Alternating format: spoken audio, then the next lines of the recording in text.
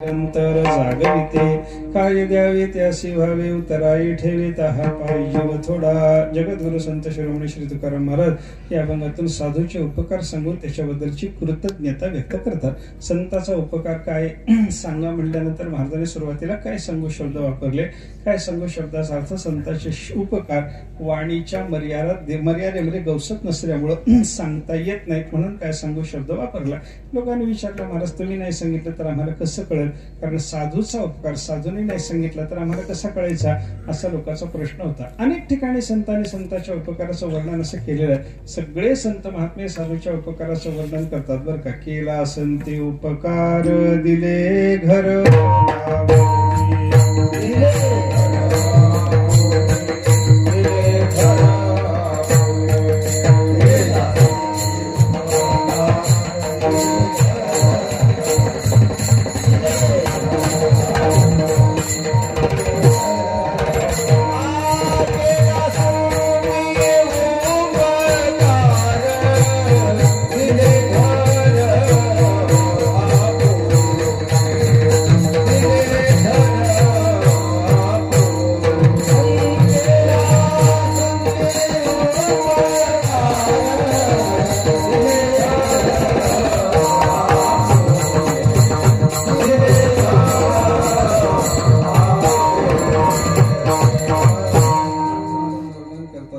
संती उपकार, संतांनी माझ्यावर उपकार केला। काय उपकार केला? दिले घर दावणे, माझं स्वतःचं मूळ स्वरूप रूपी जे घर आहे ते संतांनी मला दाखवून दिलं। हा संताचा माझ्यावर झालेला उपकार आहे असं नाथाने सांगितलं। असा संताचा उपकार तुकाराम महाराज या ठिकाणी सांगतात। लोकांनी विचारलं, महाराज तुम्ही काय सांगू म्हणल्यावर आम्हाला कळणार नाही, म्हणून तुम्ही कृपा करून जसं जमेल तसं पूर्ण वर्णन करता नाही आलं तरी चालेल, पण थोडस तरी आम्हाला ज्ञान व्हावं या दृष्टीने साधूच्या उपकाराचं वर्णन करा। महाराजांनी सांगितलं, मज निरंतर जागविते, जाग करतात संत महात्मे, हा संताचा जगावर होणारा उपकार आहे बरं का। संत महात्मे जाग करतात ऐका। आता हे संतांनी जे जाग केलं ते कोणाकोणाला जाग केलं याचा विचार केला तर संतांनी देवालाही जाग केलेलं आहे आणि जगालाही जाग केलेलं आहे। विठ्ठल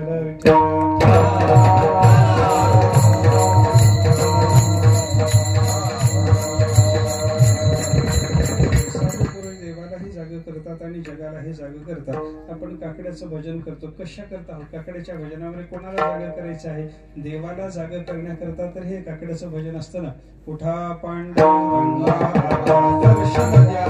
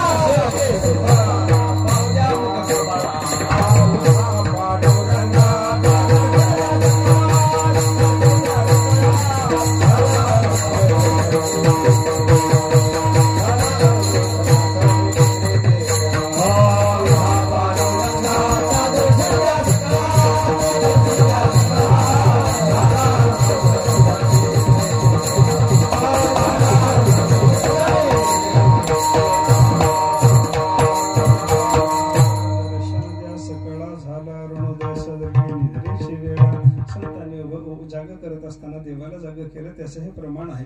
हा उठा पांडुरंगा, देवाला उठायला सांगितलं बरं का। उठा पांडुरंगा, पण देवाला उठवलं तसं जगाला उठवलं। देवाला उठवलं ते कशा करता उठवलं? देवाला उठवलं कशा करता? जगाला दर्शन देऊन कृतार्थ करण्याकरता। आणि जगाला उठवलं कशा करता? देवाचं दर्शन घ्यावं आणि कृतार्थ व्हावं याच्या करता बरं का। हा सगळ्या जगाला उठवलेलं संत महात्म्यांनी पाहायला सापडतं ते देवाच्या दर्शना करता। विठ्ठल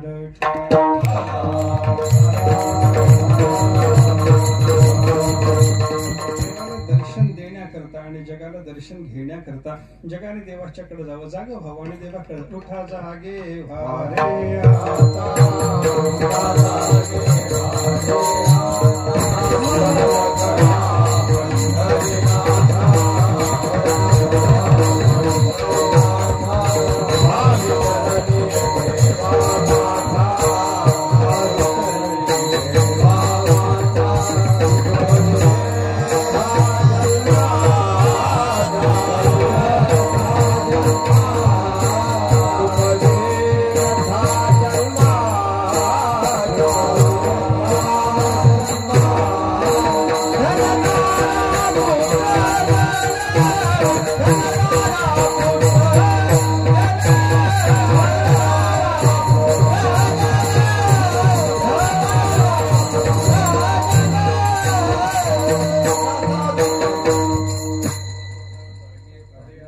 स्मरण करा पंढरीनाथा, भावे चरणी ठेवा माथा, चुकवी व्यथा जन्माच्या. तुकाराम महाराजांनी आपल्याला हेही शिकवलं, उठा, तुम्ही उठा. पहिल्यांदा जे प्रमाण घेतलं होतं त्याच्यात देवाला उठायला सांगितलं होतं. आता हे जे दुसरं प्रमाण आहे याच्यामध्ये आपल्याला उठायला सांगितलं. उठा, जागे व्हा आता, उठा रे बाबा, तुम्ही जागे व्हा. स्मरण करा पंढरीनाथा, परमात्मा पंढरीनाथाचं स्मरण करा. भावे चरणी ठेवा माथा, त्याच्या चरणावर मस्तक टेकवा. ही एवढी सगळी साधना जागा होऊन तुम्ही करा. त्याच्यानं काय होतं, सुखवी व्यथा जन्माच्या, आपल्या जन्म मरणाच्या व्यथा तो परमात्मा चुकवतो. याच्याकरता त्याचं दर्शन घेण्याकरता तुम्ही उठा. विठ्ठल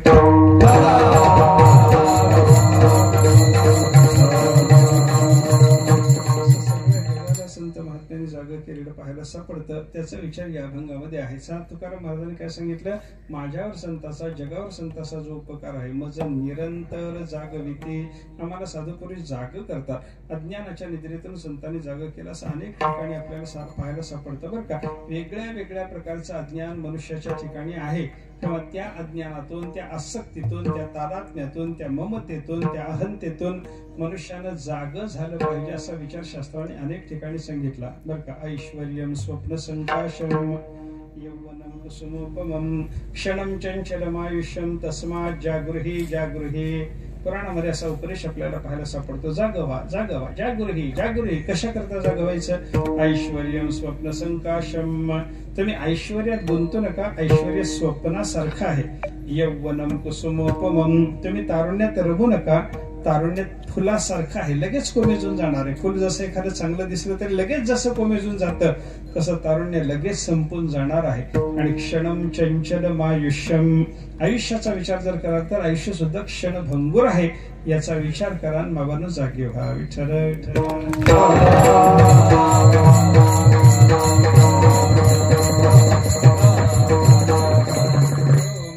नास्ति पिता नास्ति नास्ति बंधु सहोदरः संसारे किंचिदपि नस्ति तस्मात् जागृही जागृही. या संसारात कोणी कोणाचा नाही बरं का. कवनाचे माय बाप,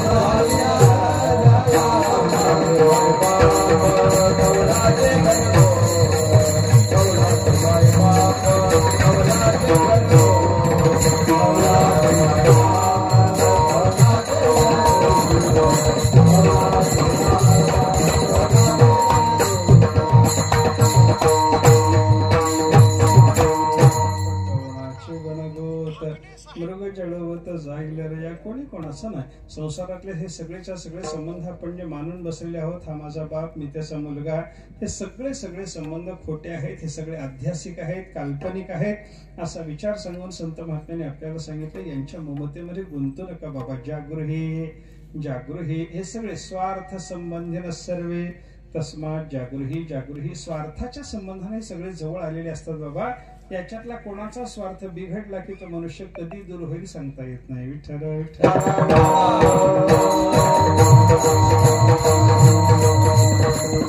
जोवरी चळनगा तोवरी म्हणती माझा, मानिती लहान थोर देह सुखाची काजा. आपल्याला देहाला त्याच्यापासून सुख असेपर्यंत त्याला मानायचं आणि त्याच्यापासून मिळणारं सुख बंद झालं की त्याला त्यागायचं. विठ्ठल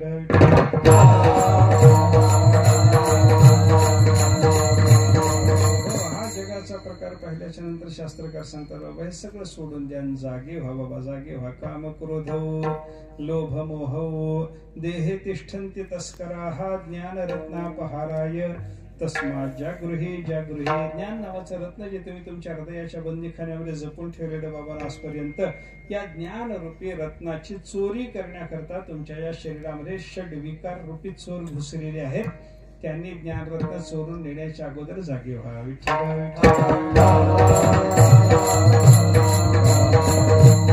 ऐसा ही चोर आपल्या शरीरामध्ये घुसलेले आहेत. सहा जणाला चोर म्हणलं काय आणि तुका बंधनी उंदीर म्हणले. ओले मृत्तिकेचे मंदिर आता 6 जण उंदीर. त्या गुंफा करिता ते पोखर याचा नका करू अंगीकार गा. हे 6 जण चोर आहेत, हे 6 जण उंदीर आहे. ज्ञानरूपी रत्नाची नासाडी करणं किंवा ज्ञानरूपी रत्न पळवून नेण्याकरता म्हणून हे शरीरात घुसलेले असताना यांचा बंदोबस्त करण्याकरता, यांनी ज्ञान चोरू नये याच्याकरता आपल्याला जागे राहिले पाहिजे. विठ्ठल विठ्ठल.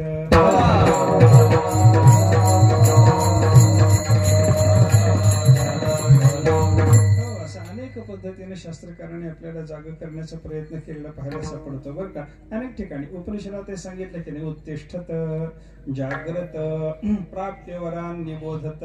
उठा बाबा, जागे व्हा आणि प्राप्य वरान, वर म्हणजे श्रेष्ठ असलेल्या महात्म्याच्याकडे तुम्ही जा आणि निबोधत, त्यांच्या कृपेने ज्ञान प्राप्त करून या अज्ञान संपन्न व्हा, असा उपदेश आहे बरं का. किंवा उत्तिष्ठध्वम जाग्रध्वम अग्निमिच्छध्वम भारताः, अशा पद्धतीचा सुद्धा उपनिषदाने आपल्याला केलेला आहे. तुम्ही उठा बाबानो, तुम्ही जागे व्हा, अग्नी सारखे तेजस्वी होण्याचा तुम्ही प्रयत्न करा.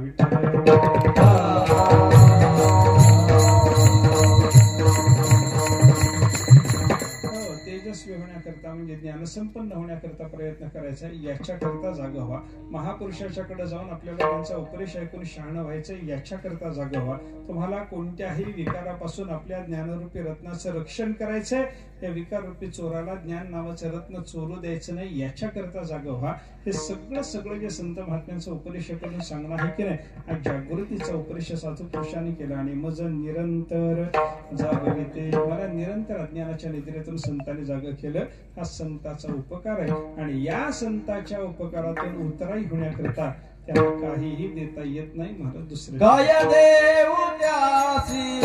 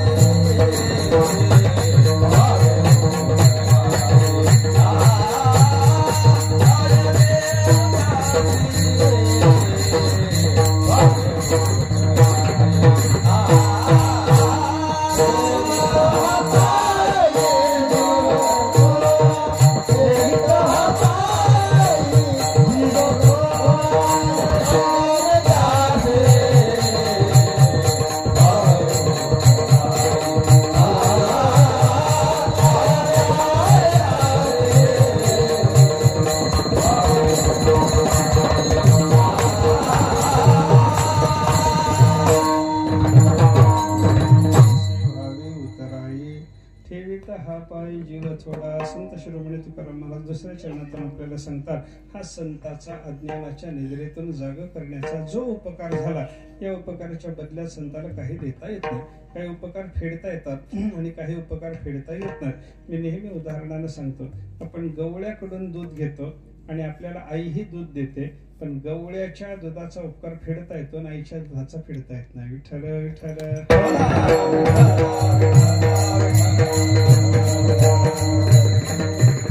पैशाकरता दूध विकतो, त्याच्यामुळे त्याला पैसे देऊन त्याचे उपकार फेडता येतात, पण आई मात्र आपल्या पोषणाकरता, तिचा कोणताही स्वार्थ नाही, त्याला काहीतरी पाहिजे म्हणून ती आपल्याला दूध देते असं नाही, आपल्याला काहीतरी पाहिजे म्हणून आपल्याला दूध देणारी असते. म्हणून आईच्या दुधाचा उपकार फेडता येत नाही. जसा आईच्या दुधाचा उपकार आहे तसा संताचा उपकार आहे.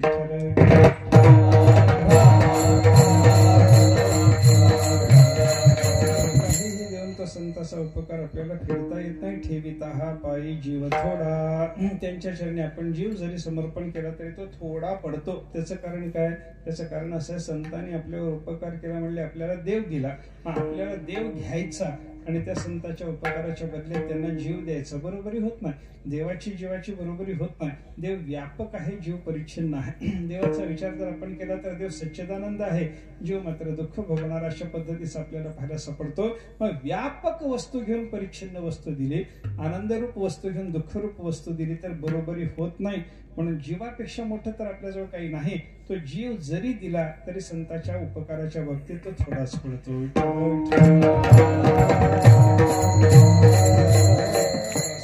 मोठा कशाही पद्धतीनं न फिटणारा, जीवही देऊन न फिटणारा असा संतांनी उपकार कोणता केला तर अज्ञानाच्या निद्रेतून जाग केलं. आणि हा अज्ञानाच्या निद्रेतून जाग करण्याचा उपकार करण्याकरता, म्हणजे आपली अज्ञानाची निद्रा घालवण्याकरता, झोप घालवण्याकरता संतांना आपल्याला उपदेश करावा लागला. तो संतांचा उपदेश कसा असतो महाराज तिसऱ्या चरणी सांगतात. सहज बोलणे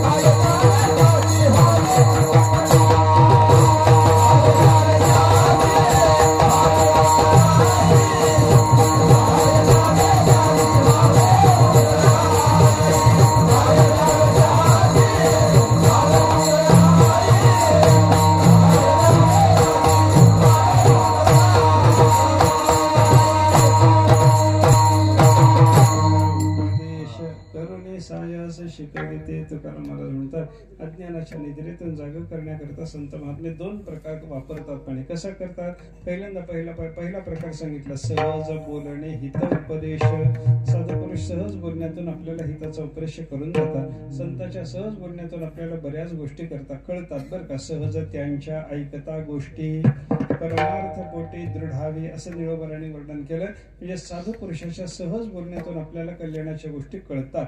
जर साधू पुरुषांनी केलेल्या सहज बोलण्यातल्या हिताच्या गोष्टी आपण घेतल्या नाहीत तर संत महात्मा त्याला सोडून देत नाही. करुणी सायास शिकविते, त्याच्याकरता सायास करतात आणि त्याला काहीतरी शिकवतात. असं अनेक साधू पुरुषांनी सायास करून जगाला शिकवलेलं पाहायला सापडतं. नाथमर्दाने एका माणसाला सायास करून विष्णू सहस्त्रनाम शिकवलं होतं. नाथांच्या चरित्रात कथा आहे. नाथ महाराज सकाळी उठून गंगेच्या स्नानाला जायचे. नाथांच्या रस्त्यामध्येच एक दुकान होतं, किराणा दुकान होतं लहानसं. तिथं तो दुकानदार बसलेला असायचा. तर नाथ महाराज 2:30-3 वाजता गंगेच्या स्नानाला जाताना त्याचं दुकान उघडच असायचं आणि शेजार ते करून नाथ महाराज 11-12 वाजता घरी जात असताना सुद्धा त्याचं दुकान उघडच असायचं. किती वेळ झोपत असेल त्याचं त्याला माहिती.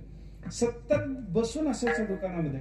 नाथ महाराजांनी एका दिवशी त्याच्याजवळ जाऊन विचारलं, तू कधीच परमार्थाला येत नाहीस म्हणे, कधी भजनाला नाही, कधी काकड्याला नाही, कधी शेजारतीला नाही, कधी पुराणाला नाही, कधी भजन हरिपाठाला नाही, काही नाही म्हणलं, कुठंच येत नाहीस तू, असं का म्हण, एक थोडं तरी येत जा ना. साय असे करीसे एवढं सायास करतो संसारा करता, भगवंताच्या भजनाला येत जा बाबा. तो म्हणला मला वेळच नाही म्हणलं, दुकान एवढं जोरात चालतं म्हणला, मला मरायला फुरसत नाही, कुठले भजन. आता फुरसत पाहूनच मरण येतं का आपल्याकडे? जे फुरसत नसताना येतं त्याच नाव मरण असतं. आपल्याला वेळ नाही अशाच वेळेला ते आपल्याकडे येऊन जातं बरं का. असं असताना त्यांनी सांगितलं मला मरायला वेळ नाही, कुठं तुमच्या भजनाला पूजनाला येऊ म्हणे. नाथ महाराजांनी सांगितलं तुला वेळ जरी नसला तरी मी तुला परमार्थ घडवतो म्हणे. मी ठरवले आता तुला परमार्थ घडवायचा. कसं घडवता? त्याला नाथ महाराजांनी सांगितलं रोज तुझ्या दुकानावरून गंगेला जातो ना, जाताना तुझ्या दुकानात कोणी नसतं मला माहितीये, तुला विष्णू सहस्त्रनामाचं एक चरण लिहून देतो, तेवढं पाठ करायचं म्हणले रोज. विश्वम विष्णुर्व षट्कारो भूत भव्य भवत प्रभो, एवढं लिहून दिलं पहिल्या दिवशी. घोकून घेतलं. मी जाऊन येईपर्यंत म्हणत बस म्हणले. त्यानं म्हणून ते पाठ केलं. असं करत करत नाथ महाराजांनी त्याच्याकडून सगळं विष्णू सहस्त्रनाम पाठ करून घेतलं आणि त्याला सांगितलं आता पाठ झालं की नाही हे रोज म्हणत जा. तो म्हणलं वेळ कोणाला? सगळं पाठ झाल्यावर म्हणतो म्हणायला वेळ कोणाला हो, तुम्ही शिकवलं खरं पण कोणत्या वेळी म्हणायचं? नाथ महाराज म्हणले ती वेळ सुद्धा तुला सांगतो म्हणले. स्नान करतोस की नाही रोज? करतो म्हणलं. मग स्नान करून धोतर नेसतोस की नाही? अंग पुसून नेसतो म्हणलं. मग ते स्नान करायला डोक्यावर पहिला तांब्या घेतला की म्हणायला सुरू करायचं, अंग पुसून धोतर नेसेपर्यंत संपून जाते म्हणले. मग पटलं म्हणलं. ही वेळ जर असेल, मला स्वतंत्र वेळ न देता म्हणायचं जर असेल तर म्हणायला लागतो म्हणे. त्यानं म्हणायला सुरुवात केली. परिणाम असा झाला नाथांनी एवढी खटपट करून त्याला शिकवलेलं असल्यामुळं आयुष्य संपलं. तो मनुष्य मरण पावला. मेल्याच्या नंतर त्याची अंत्ययात्रा काढायची म्हणून त्याला घराच्या बाहेर स्नान घालायला आणलं आणि डोक्यावर पाणी पडलं की प्रेतच बोलायला लागलो ओम विश्व विष्णुर्व षट्कारो. आणि त्या प्रेताचं बोलणं सुरू झाल्याबरोबर जे स्नान घालायला लोक जमले होते ते बाजूला झाले सगळे. अरे भूत झालं म्हणले. विष्णू सहस्त्रनाम म्हणायला लागलं, भूत झालं भूत झालं. कोणीतरी नाथ महाराजाकडे गेलो म्हणे महाराज तुमचा तो मनुष्य विष्णू सहस्त्रनाम म्हणायला लागला, मेला, चला म्हणे त्याच्याकडे. नाथ महाराज तिथे आले. ते सगळी परिस्थिती पाहिली. नाथ महाराजांनी सांगितलं आता याला पुन्हा पाणी घालू नका म्हणे, त्याला एकदा म्हणू द्या. म्हणणं झालं की पुन्हा पाणी घातलं की पुन्हा सुरू होतं म्हणजे त्याच्या शरीराला म्हणायची सवय लागली. त्याच्यामुळे ते परत सुरू होणार. पुन्हा सुरू होऊ नये याच्याकरता आंघोळ न घालता कपडे गुंडाळा आणि घेऊन चला म्हणले याला. याचा अर्थ काय झाला? त्याला एवढी त्याच्या शरीराला विष्णू सहस्त्रनामाची सवय कशाने लागली? नाथ महाराजांनी सायास करून शिकवलं होतं म्हणून लागली.